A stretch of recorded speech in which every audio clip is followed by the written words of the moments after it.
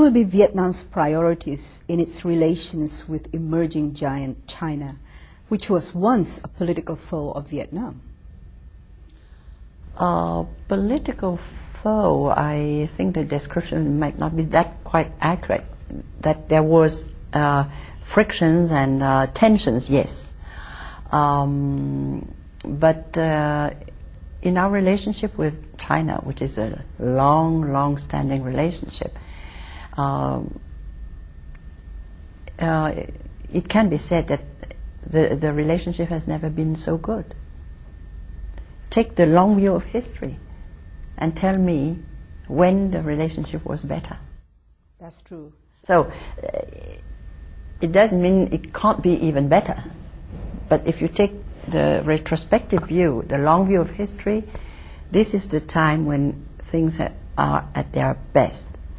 They can be better because, of course, there remains areas of dispute, like the Spratly Islands issue, or sometimes the question of the fishing areas, overlapping fishing areas, and you know that it leads to tensions as well. But all in all, I think things are really moving in the right direction. We have now, for the first time in the two countries' history, a land border agreement. Yes. We have a northern Gulf, territorial waters demarcation, so on and so forth. That was unheard of before. And having that, I think, is a commitment on both sides, not just from Vietnam. And so I would say that there remains challenges and tensions on territorial issues around the Spratly Islands. There are problems in the economy and trade because there is still a lot of smuggling from China into Vietnam. And so therefore there are what would I call the usual frictions.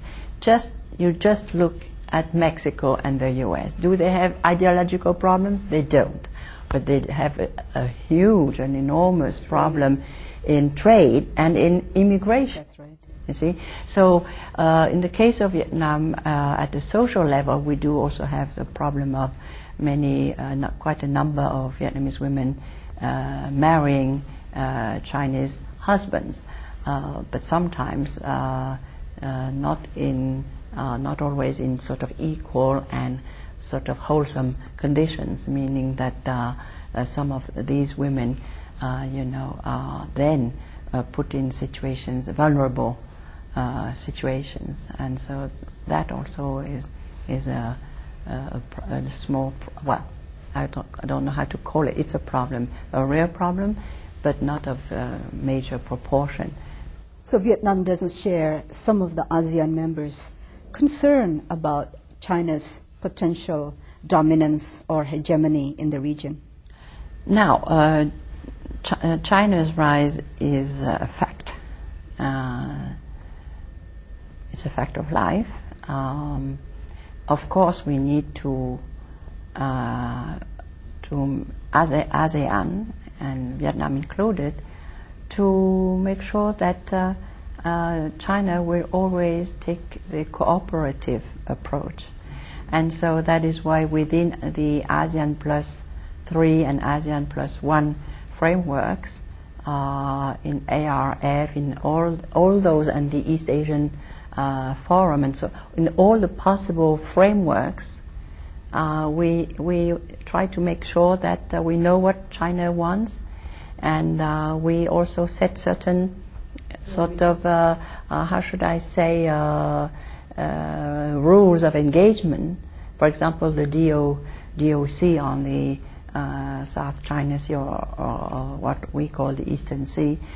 That's a case in point, meaning that we have to engage China. You want China to be a cooperative major power? Today, I don't think there is any country, not even the US, not even Japan, that would, advocate sort of hedging, full hedging, or no. engagement. But of course, on what footing, with what kind of, let's say, strengths you move into that relationship. I think if Vietnam's economy is strong and healthy, if we have many partners, then in engaging China, we're not alone. We've got a lot of friends. We belong to many clubs. That's what associations and multilateral organizations are also for. They are like visiting cards. The more visiting cards you have, the less isolated or vulnerable you feel. So it seems to me that Vietnam is trying to maintain balance in its relationship with China, the U.S., EU, and Japan. It is in Vietnam's interest to balance all those relations, good relations, together. Let's talk about internal Vietnam, because it's growing so rapidly. Everybody can see that. I mean, physically you can see the factories. Even in the people, the purchasing power has increased and everything. But poverty still remains a problem. What is being done to narrow the economic gap? Well, first of all, we have a nationwide poverty alleviation program, which, as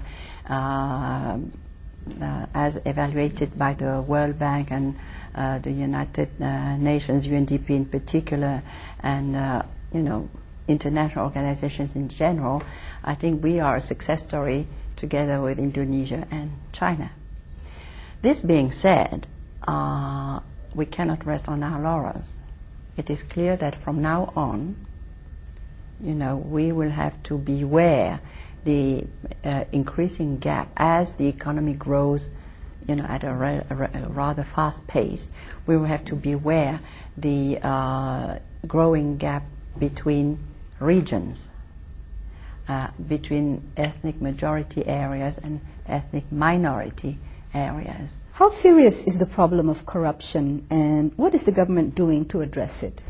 The role of oversight is crucial. It is through strong, effective oversight that you promote actual enforcement and serious enforcement and, rigorous enforcement of laws and regulations passed. So that is why I'm emphasizing this. I want also in this regard to stress in Vietnam the very active role played by the media on corruption. Most of the important corruption cases that have been uncovered by the press, by the media, rather than by judiciary or bodies or the various anti-corruption units. I think the Prime Minister is very much under pressure to deliver on this. Expectations, continue to remain high. He has taken a few actions, like urging